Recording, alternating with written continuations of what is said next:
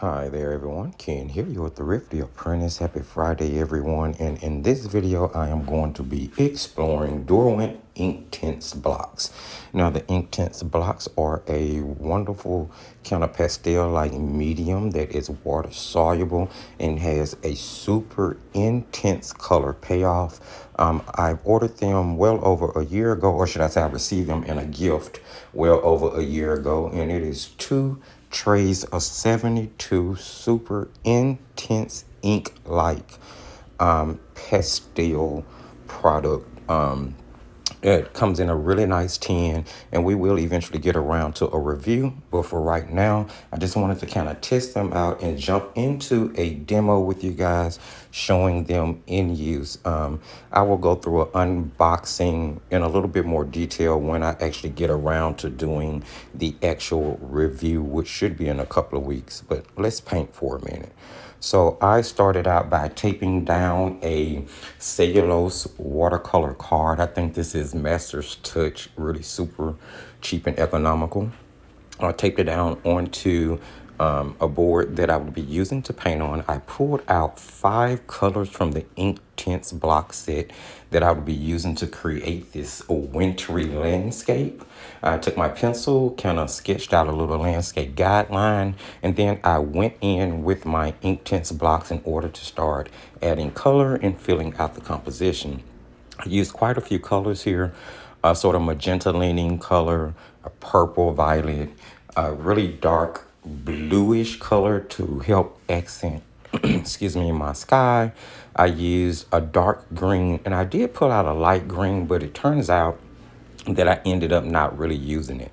Now, I put those colors down in the sky, the magenta, the purple, and the blue, and then using a flat angle synthetic golden Teclon brush. I think this is a Zen All Media brush I'm using. I dispersed the pigment in the sky, and you're going to see me constantly kind of blend it down to get it to where I wanted it to be. The thing about Inktense is once you wet or activate the pigment and allow it to dry, they are really hard to move. They really don't do much reactivating. They become almost permanent in most cases. Now I decided I was doing a wintry kind of cold looking landscape, sort of piggybacking off of what I did on Wednesday's video, but just in a different layout of this composition, and I wanted to add much more color to it. So using the darkest green that I pulled from the set, I used it to sketch out a evergreen in the foreground of the painting, and then I used a small detail brush, which you guys have seen me use many times. That's from that Maya Hemi detail gouache brush set. And I use those brushes quite a bit for detail work and painting in small lines. And as you can see, I'm sort of using the block like a palette at this point, just kind of taking that wet brush and picking up pigment from it and going directly to my paper and paint. Like watercolor pencils, these blocks are super versatile, and you can use them in lots of different ways. Now you will see that I continue to wet the background of the composition as I painted, simply because I was doing a lot of wet into wet. The thing about the Derwent Inktense blocks is if you use them on a wet background, they make much darker saturated lines that tend to stick and become permanent right away versus you having to blend it out. I mean, it's really hard to blend them out if you use them in a sort of wet on wet technique, but it causes for really beautiful effects. And that's what I use to paint in the trees along the horizon line. Now, those blocks do get a little big for detailing, which is why I'm using the brush in combination with it in order to paint in my thinner lines and to get smaller, shorter trees to add distance to the composition along that horizon line. Now, you can also paint directly from the stick, as you see me doing with a wet brush here. Kind of have it laying on its side, and that's the side that's not printed, so I'll still know what colors and numbers it is.